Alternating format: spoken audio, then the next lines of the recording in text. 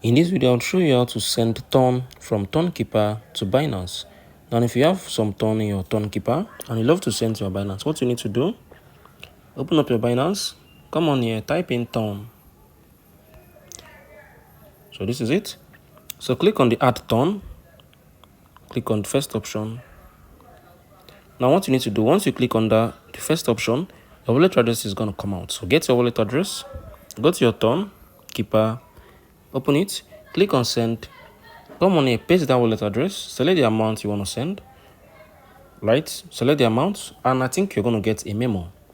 If you get a memo, paste it here. So you're going to fill in these three options. Once you're done, click on the continue and do the required transaction signing. Once you're done, you're going to be able to send Ton from a Tonkeeper to Binance. If you found this video helpful, share your thoughts below in the comment section. Thank you all for watching. I'll see you in the next.